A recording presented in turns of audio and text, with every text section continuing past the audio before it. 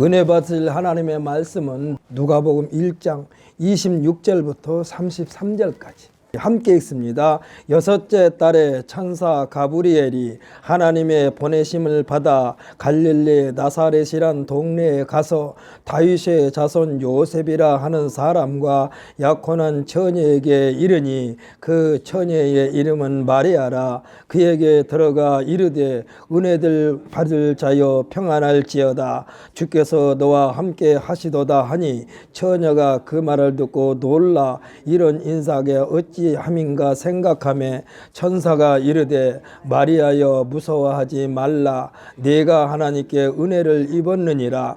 보라 내가 잉태하여 아들을 낳으리니 그 이름을 예수라 하라. 그가 큰 자가 되고 지극히 높으신 이의 아들이라 일컬어질 것이요 주 하나님께서 그 조상 다윗의 왕위를 그에게 주리니 영원히 야곱의 집을 왕으로 다스릴 것이며 그 나라가 무궁하리라. 아멘. 할렐루야.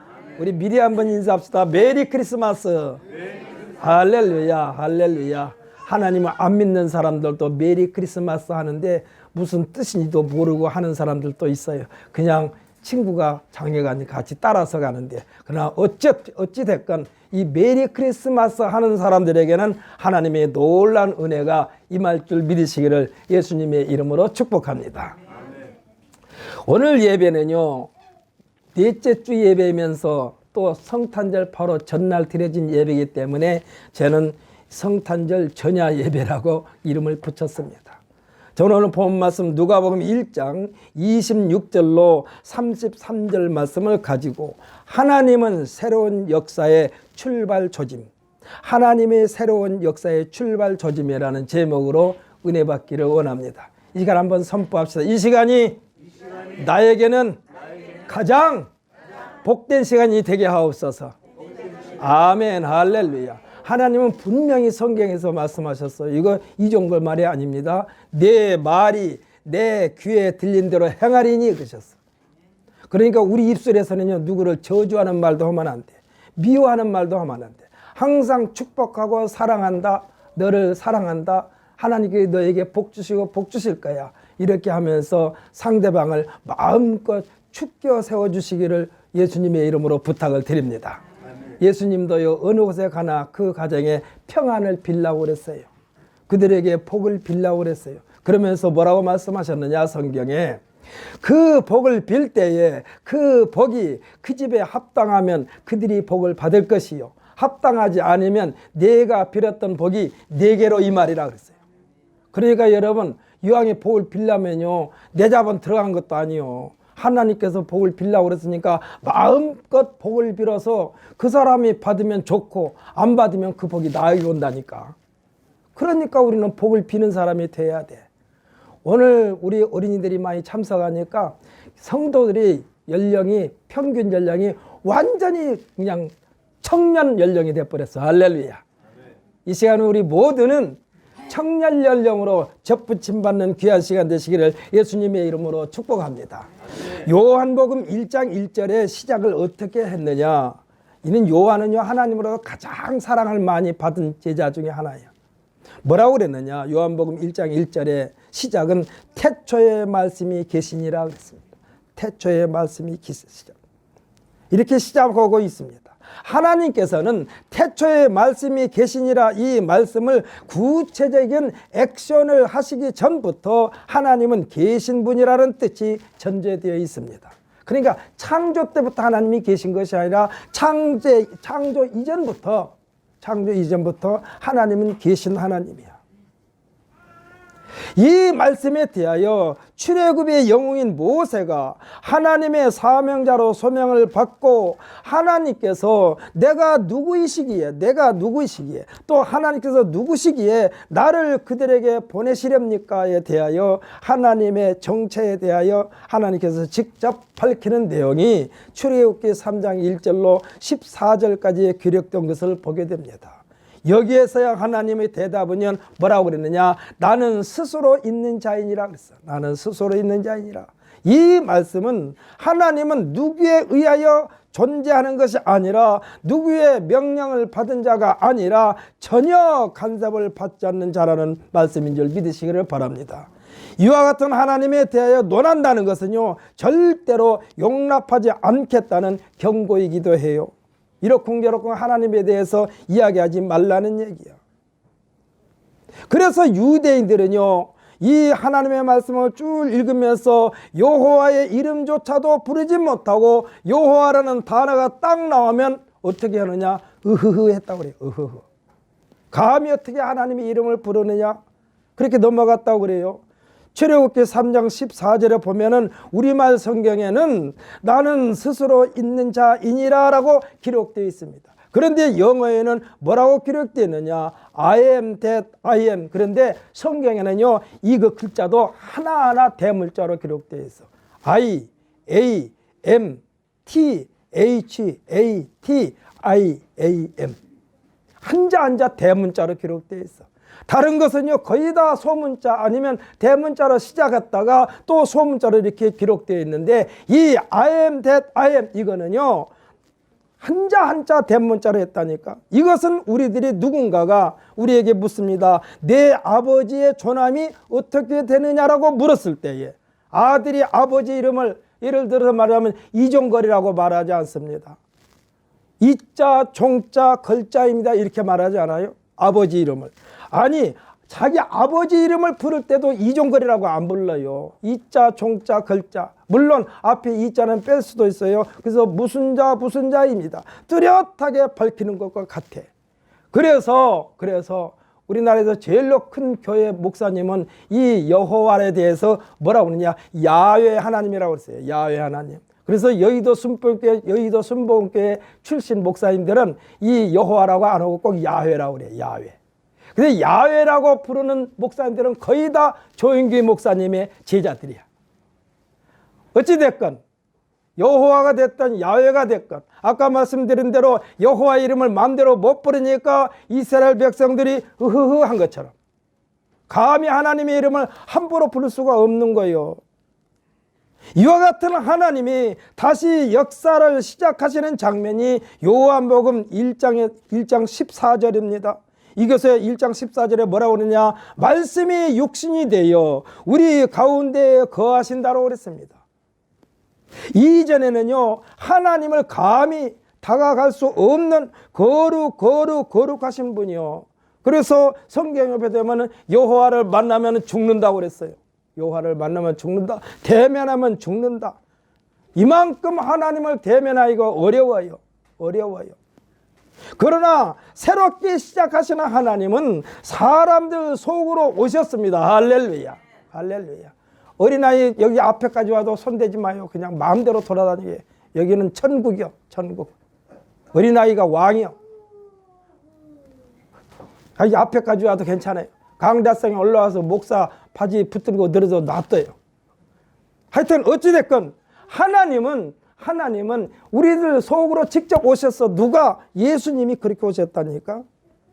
예수님이 휘황찬란한 궁궐이 아니었어요. 궁궐이 아니었어. 성경에 보면 구유라고 그랬습니다. 이 구유는 가축 말이나 소에게 먹이를 줄 때에 그 먹이를 쏟아 부어주는 그릇입니다. 지금이야 그런 그릇들이 별로 없어요. 막 소도 우리 시골에서 소를 키우면은 막 집 많이 키우잖아요. 한꺼번에. 어떤 사람은 수백 마리, 수천 마리까지 키워. 그렇기 때문에 소가 따로따로 구이가 되어 있잖아요. 그 연결되어 있어. 그것도 뭘로 만드냐? 시멘트로 아주 그냥 고정시켜놨어.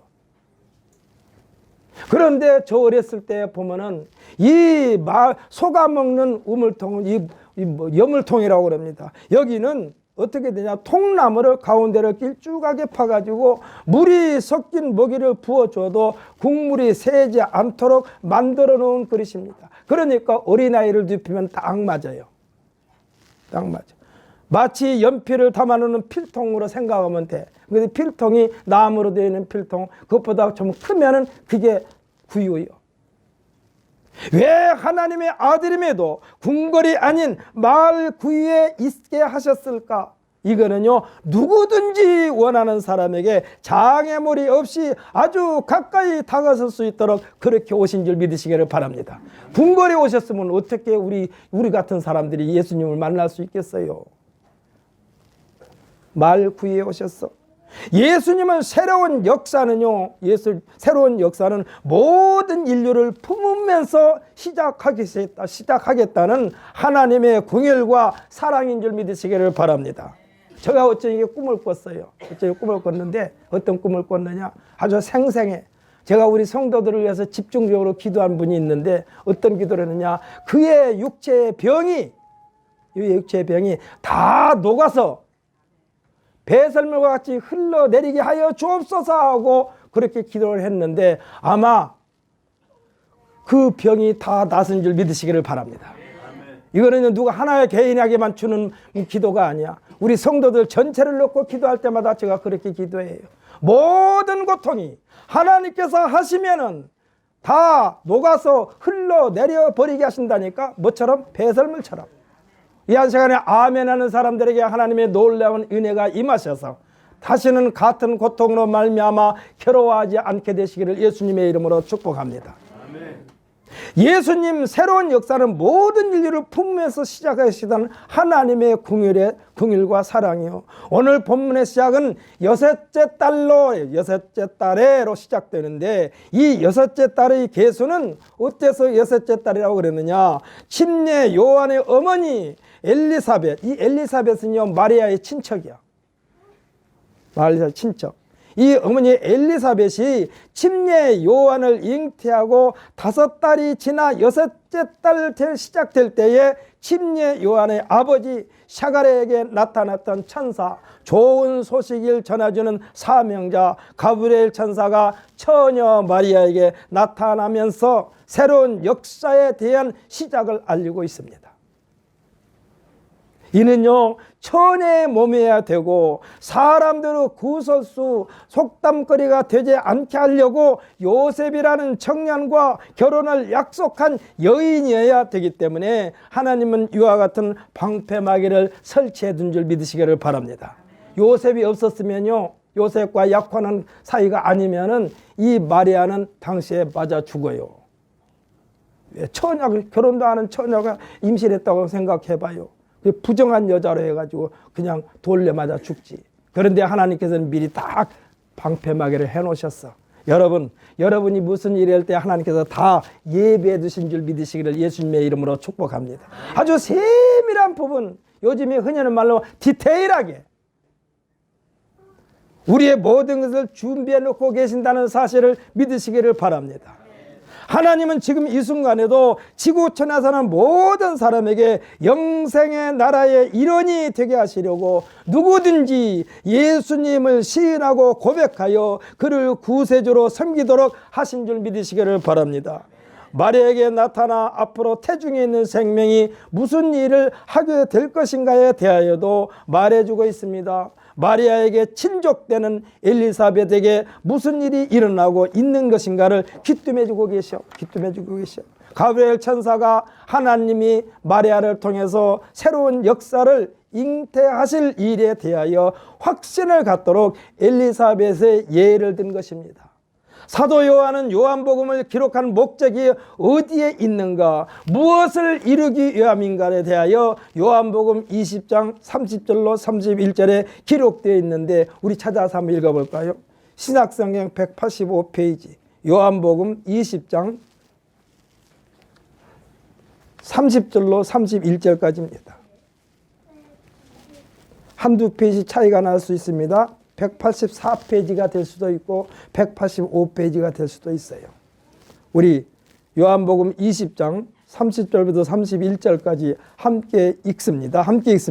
예수께서 제자들 앞에서 이 책에 기록되지 아니한 다른 표적도 많이 행하셨으나 오직 이것을 기록하면 너희로 예수께서 하나님의 아들 그리스도이심을 믿게 하려 함이요 또 너희로 믿고 그 이름을 힘입어 생명을 얻게 하려 함이니라. 아멘. 할렐루야. 이 말씀은 신약성경의 27권 전체에 대한 총평이라고 할 수가 있어요.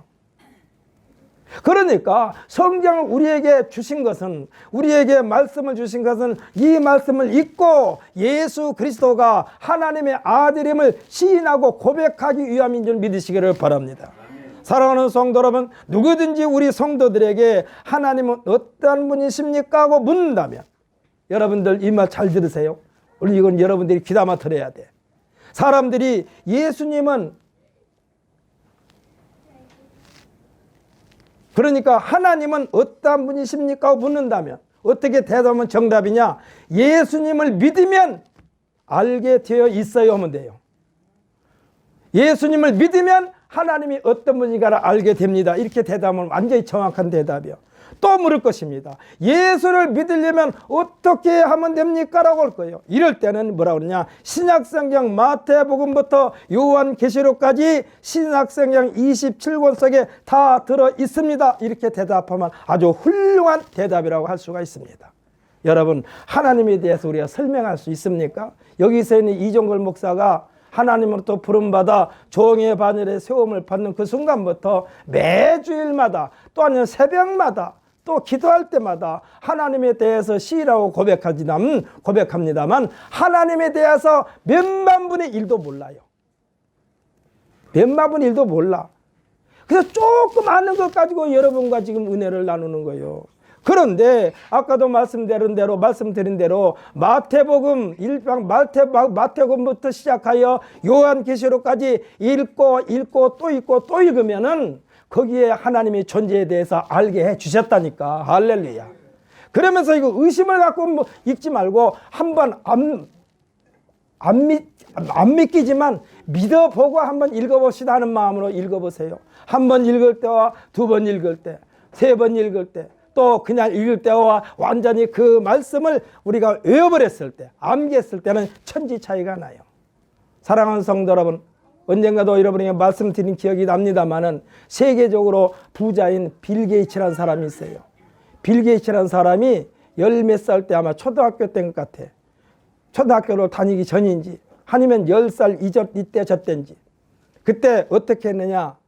마태복음 5장, 6장, 7장, 이것은 예수님께서 제자들을 집중적으로 훈련시킨 산상수훈이라고 합니다. 이 말씀을 완전히 머릿속에 담아버렸어요. 이게 외웠어요. 그런데 이 빌 게이츠가 이 말씀을 머릿속에 담아놓고 어떻게 하면 이 말씀을 내 삶 속에서 소화시킬까 거룩한 고민을 하면서 그가 사회에 발을 디뎠고, 그가 그 말씀을 외운 뒤에 35년 만인가 하여튼 40년인가 일단 40대 중반에 세계적인 부자가 됐어. 빌 게이츠가. 여러분 부자가 되고 싶습니까? 그러면은 마태복음 5장, 6장, 7장을 여러분들 머릿속에 완전히 집어넣으세요. 할렐루야. 그러면 부자가 된다니까. 그 말씀대로 살면 부자가 돼요. 빌 게이츠가 그랬다고 그러니까. 아니면 빌 게이츠를 변화시킨 하나님이 오늘날 우리를 또 변화시킬 줄 믿으시기를 예수님의 이름으로 축복합니다. 특별히 어린아이들에게 집중적으로 마태복음부터 마태복음, 마가복음, 누가복음, 요한복음 이걸 다 읽는 거 좋지만은 그 중에서도 마태복음 5장, 6장, 7장 산상수훈을 여러분 자식들에게 완전히 심어주시기를 예수님의 이름으로 축복합니다. 마태복음 5장의 첫 번째 어떻게 기록되어 있습니까?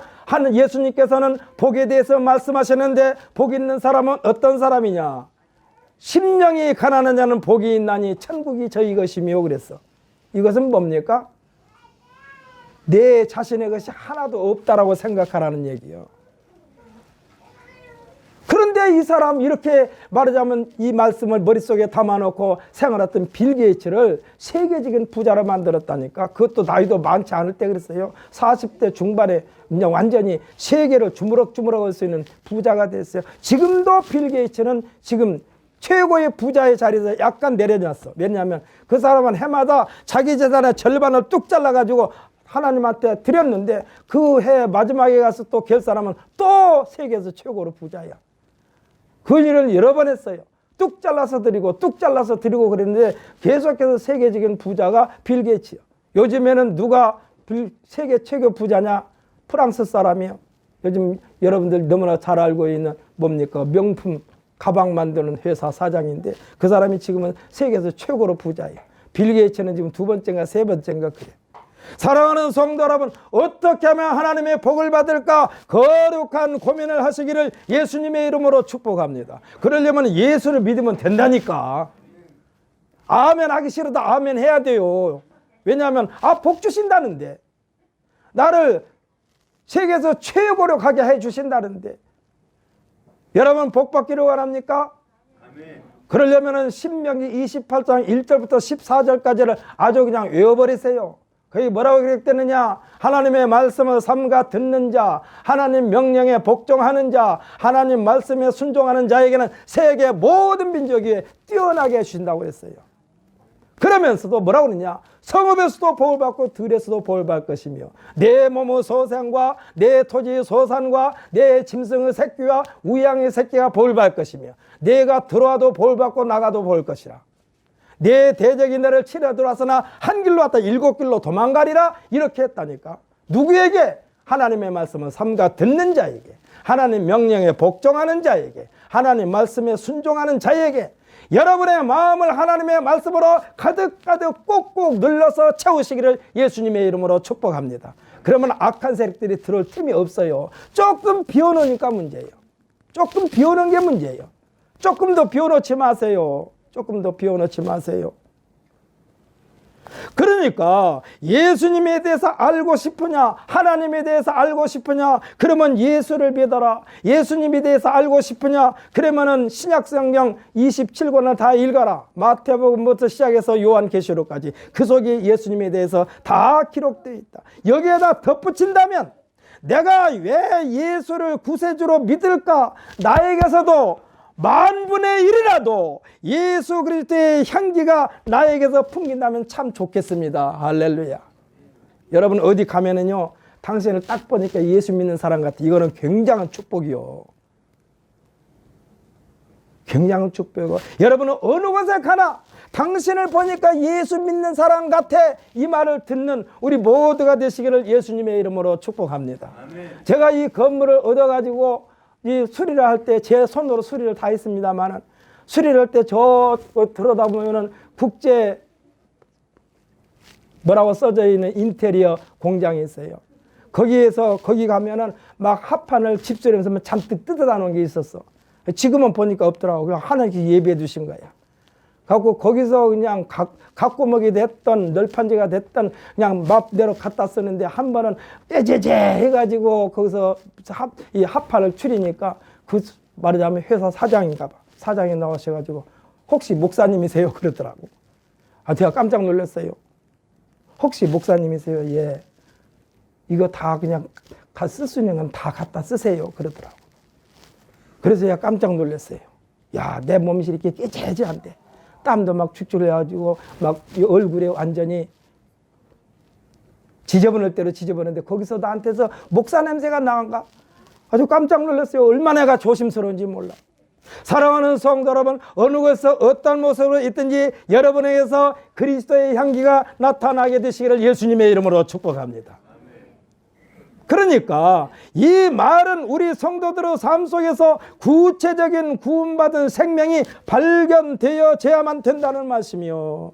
우리가 조금 전에 함께 읽은 요한복음 20장 30절로 31절에도 사도 요한이 왜 성경을 기록하게 됐는가에 대하여 확실한 답을 말했습니다. 오늘 본문의 말씀은 온 인류를 모든 죄에서 구원, 해방시키시려는 하나님의 프로젝트인 줄 믿으시기를 바랍니다.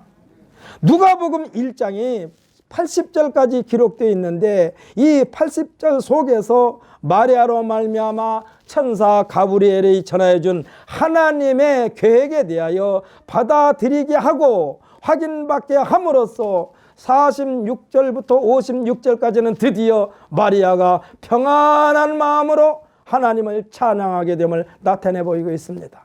맨 처음에 이 가브리엘이 나타날 때는 어떻게 나한테 이런 일이 있을 수 있습니까? 나는 남자라고는 구경도 한 번 안 했는데 어찌 내 몸에서 아기가 난다는 말입니까? 깜짝 놀랐어.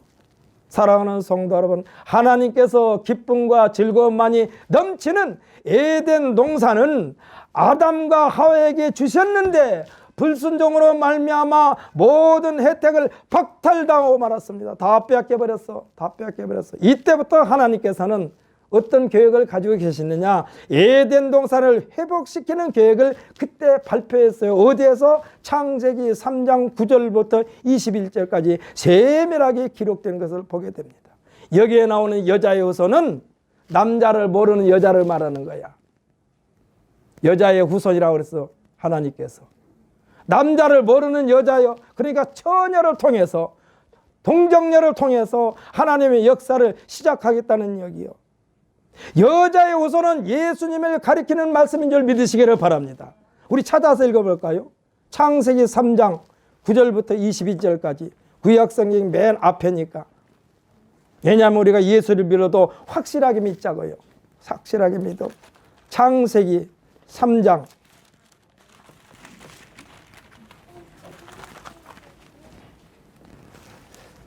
9절부터 21절까지 함께 있습니다. 여호와 하나님이여 아담을 부르시며 그에게 이르시되 네가 어디 있느냐? 이르되 내가 동산에서 하나님의 소리를 듣고 내가 벗었으므로 두려워하여 숨었나이다. 이르시되 누가 너의 벗었음을 네게 알렸느냐? 내가 네게 먹지 말라 명한 그 나무 열매를 네가 먹었느냐? 아담이 이르되 하나님이 주셔서 나와 함께 있게 하신 여자 그가 그 나무 열매를 내게 주심으로 내가 먹었나이다. 여호와 하나님이 여자에게 이르시되 네가 어찌하여 이렇게 하였느냐? 여자가 이르되 뱀이 나를 꿰므로 내가 먹었나이다. 여호와 하나님이 뱀에게 이르시되 네가 이렇게 하였으니 네가 모든 가축과 들의 모든 짐승보다 더욱 저주를 받아 배로 다니고 살아있는 동안 흙을 먹을지니라. 내가 너로 여자와 원수가 되게 하고 네 후손도 여자의 후손과 원수가 되게 하리니 여자의 후손은 네 머리를 상하게 할 것이요 너는 그의 발꿈치를 상하게 할 것이라 하시고, 또 있습니다. 계속해서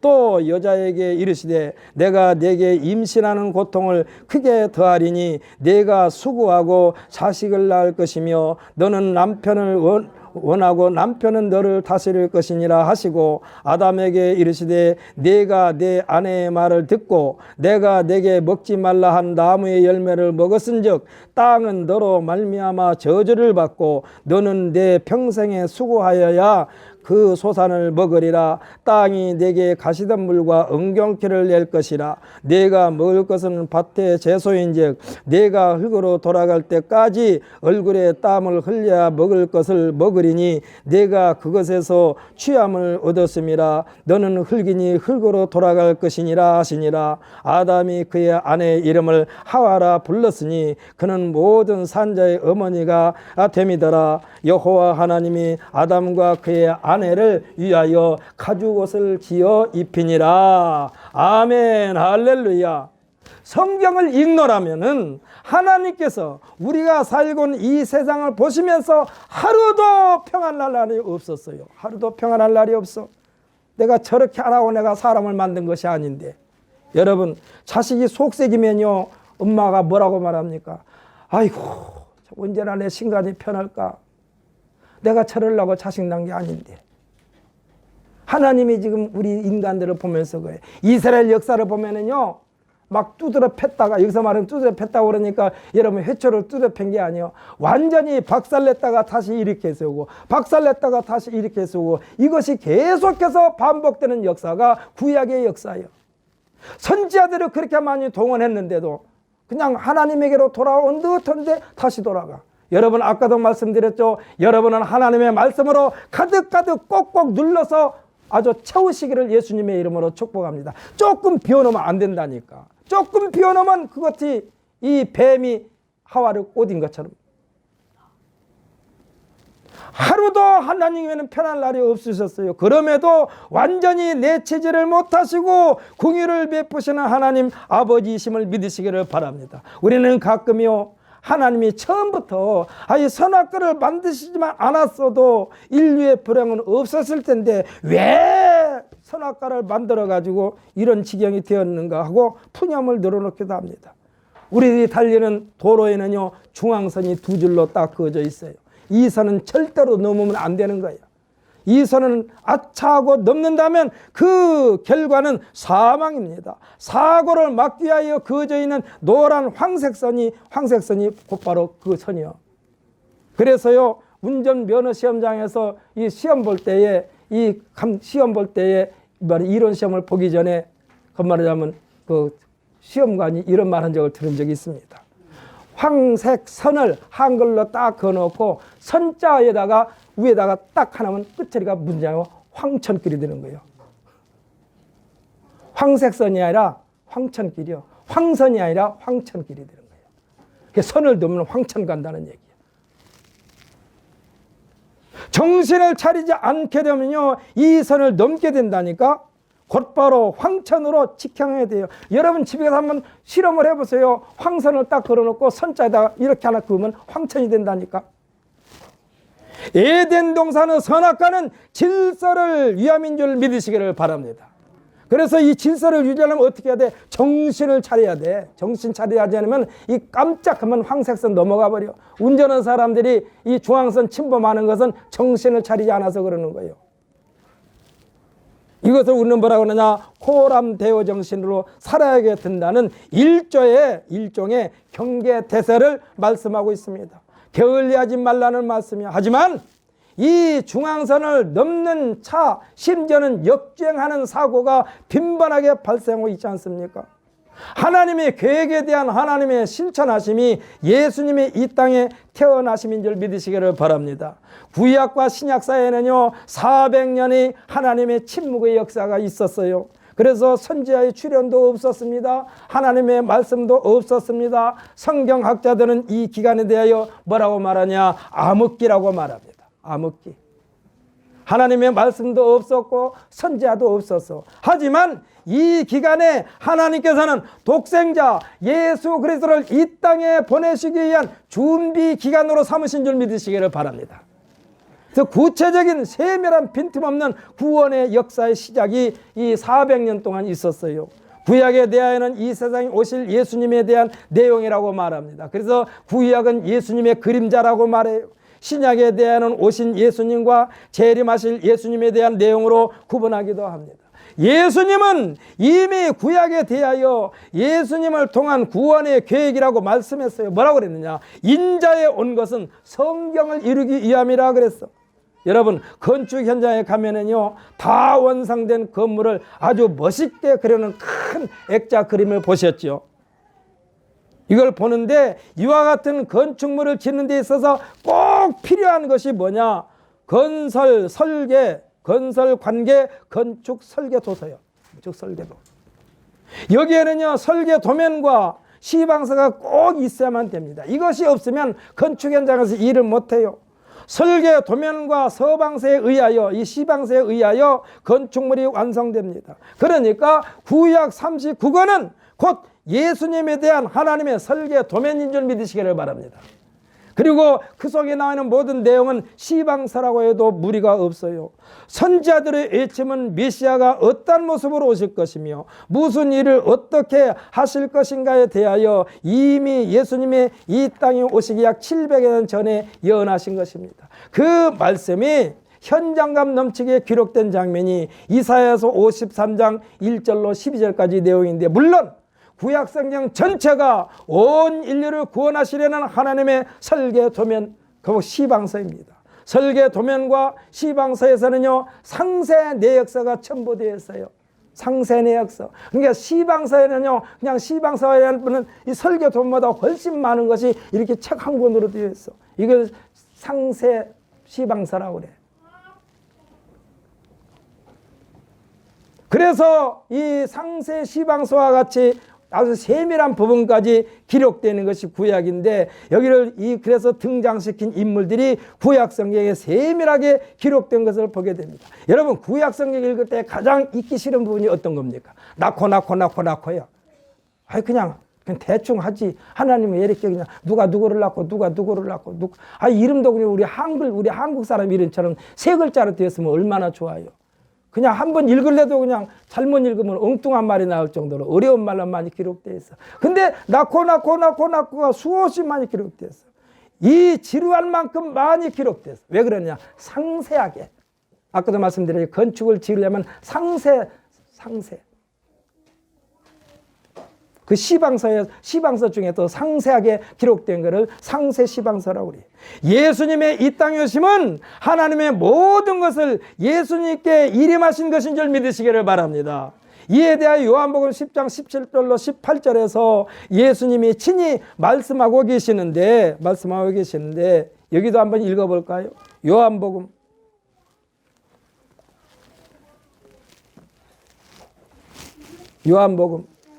164페이지입니다.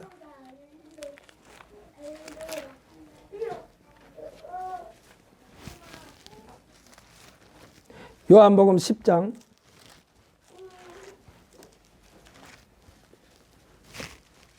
17절부터 18절까지.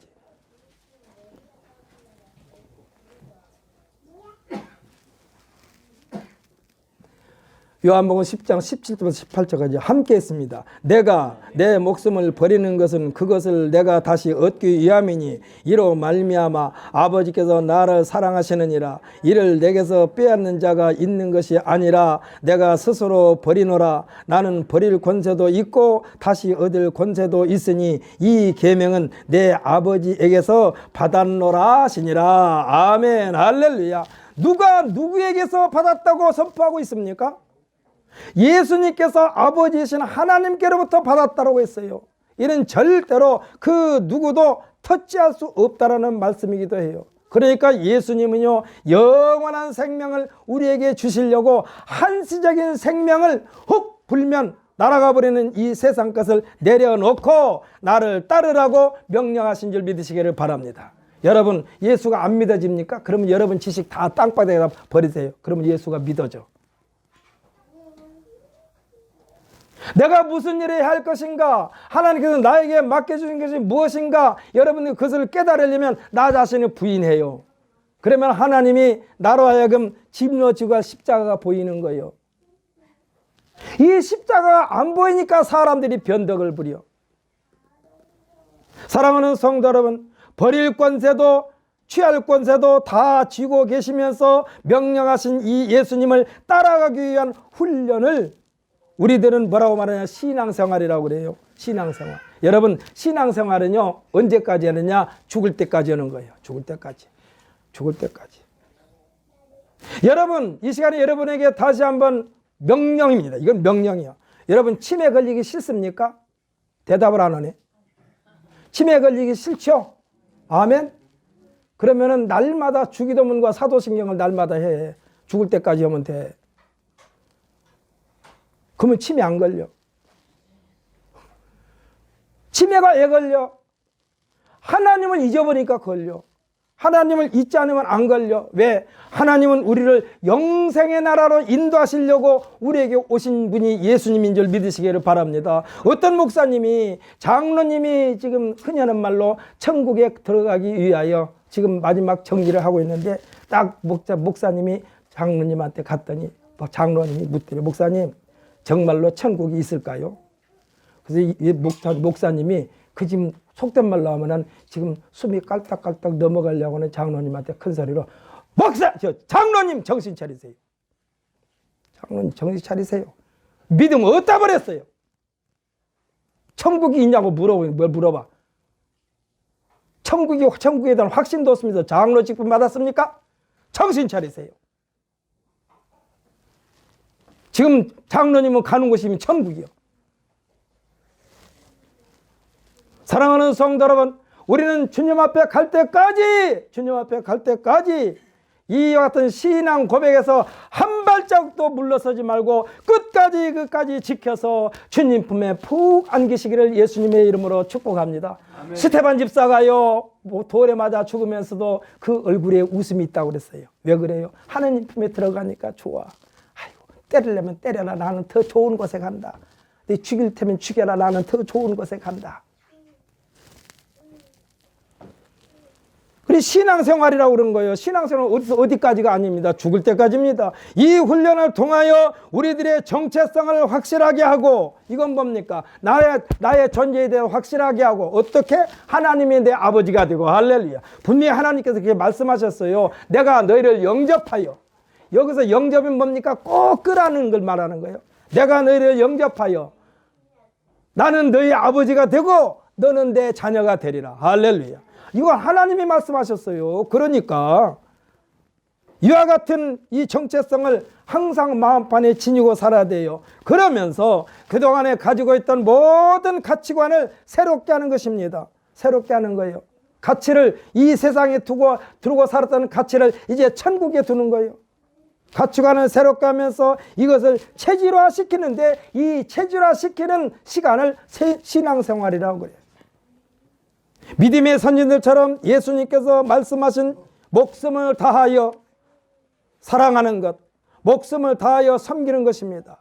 예수님의 사역하신 현장에는 상상을 초월하는 일들이 언제나 일어났어요. 우리는 이것을 기적이라고 말합니다. 표적이라고 말합니다. 하지만 예수님이 이 땅에 오신 그 자체가 기적이고 표적인 줄 믿으시기를 바랍니다. 아니, 안 믿어져요? 예수님이 천의 몸을 이 땅에 입고 오셨는데 안 믿어져요?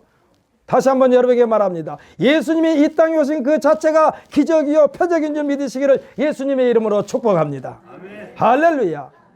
그러니까 예수님이 오신 그 자체가 기적이고 표적이기 때문에 조금도 이상하게 생각할 필요가 없어요. 예수님이 기적과 표적은 당연한 것입니다. 왜냐하면 예수님에게는, 예수님 안에는 기적과 표적만이 가득가득 꽉꽉 채워져 있기 때문에 그래요. 예수님께서 나오는 것은, 예수님에게서 나오는 것은, 예수님에게서 쏟아지는 것은 다 기적과 표적뿐입니다. 참 자유의 에너지, 파워는 예수님에게서 진리라고 말씀하셨어요. 그 진리를 말씀하셨고, 말씀하신 대로 삶을 통하여 보여주셨고, 우리로 하여금 진리의 가치를 깨닫고 따르게 하신 것입니다. 그리고 우리를 위하여 승천하시면서 우리들이 거할 거처를 만들어 놓고 다시 우리에게 오셔서 주님과 함께 있겠노라 하셨으니, 지금 이 시간에도 우리가 있어야 할 그곳을 예수님께서 준비하고 계신 줄 믿으시기를 바랍니다. 아멘. 그래서 저는 지금도 기도할 때 그렇게 기도해요. 사람들이 저도 꼭 나이를 물어보는데, 나이 물어볼 때 그래요. 몇 살로 보입니까? 그러면 제 나이보다 훨씬 젊게 말하래요. 맞아요. 그 말씀 좀 그 정도 돼요. 그러면서 제가 엎드려서 새벽마다 기도할 때는, 하나님, 제 끝이 저쪽에 지금 경신 아파트 모퉁이에 제가 보입니다. 거기서 여기까지 오는 시간이 얼마나 걸릴지 모릅니다. 그러니 하나님 아버지, 저를 이곳에 보내 주의 종의 반열에 세우신 것도, 교회를 이곳에 세우신 것도 구멍가게를 해가지고 먹고 살고 또 치웠다 엎었다 뒤집었다 엎었다는 그러한 구멍가게가 아니라, 하나님께서 만들어 놓으시고 영원히 주님이 땅에 오실 때까지 하나님의 나라를 확장시키려고 세우셨사오니, 주여 이 전을 주님 앞에 봉헌드리게 해주시고, 할렐루야. 저보다 더 똑똑하고 훌륭한 후임자 세우시게 해주시고, 할렐루야. 그리고 또 하나님 앞에 한 가지 요구를 합니다. 제가 사역의 현장에서 한 발자국 뒤로 물러가서 그곳에 새로운 고센 땅을 마련하여 성도들이 그곳에서 마지막을 깨끗하게 정리정돈할 수 있는 팔복동산을 만들어 놓고 우리 성도들에게 마지막 훈련을 시키면서 영생의 나라에 들어가서 조금도 낯설지 않게 생활하는 훈련을 할 수 있는 그러한 캠프를 허락하여 주옵소서 하고 하나님 앞에 기도하고 있는데, 사람들이 말할 때는 그래요. 참 허무맹랑한 기도를 다 하네. 사람들은요, 하나님에 대해서 다 허무맹랑하다고 그래. 왜? 사람으로서는 도저히 할 수 없는 하나님은 하시니까. 저를 이곳에 보내신 것도 하나님께서 보내주셨고, 이 전을 하나님께서 세우신 것도 하나님께서 세우셨사오니, 주여 이 전이 하나님께서 세우셨사오니 주님 앞에 봉헌해 드리고, 갈멜산 꼭대기에 엘리야의 제단에 붙었던 성령의 불이 850명의 바알 선지자, 아세라 선지자를 괴멸시켜버린 것처럼, 주여 주님의 몸된 교회에 엘리야의 제단에 붙었던 성령의 불이 붙어 주님 오실 때까지 타오르게 하옵소서 하고 기도하고 있습니다. 예배의 불이 꺼지지 않게 하여 주옵소서. 찬송의 불이 꺼지지 않게 하여 주옵소서. 기도의 불이 꺼지지 않게 하여 주옵소서. 말씀의 불이 꺼지지 않게 하여 주옵소서. 전도의 불이 꺼지지 않고 계속해서 활활 주님 오실 때까지 타오르게 하옵소서 하고 기도하고 있어요. 아멘. 여러분들도 저를 따라서 그렇게 좀 기도해 주세요. 사랑하는 성도 여러분, 오늘 우리가 성탄절을 바로 앞에 놓고 예수님이 왜 이 땅에 오셔야만 했는가, 그거에 대해서 오늘 우리가 말씀을 나눴습니다. 사랑하는 성도 여러분, 이 모든 것은 하나님께서 계획을 세우셨고 이 계획을 빈틈없이 하나님께서 하나하나 이행하고 계시는데 앞으로도 계속해서 예수 믿는 성도들을 통하여 하나님의 계획을 하나하나 완성시켜 나간 줄 믿으시고 하나님 나를 사용하여 주옵소서 하고 늘 준비된 상태를 갖고 계시기를 예수님의 이름으로 축복합니다. 다 같이 기도합시다.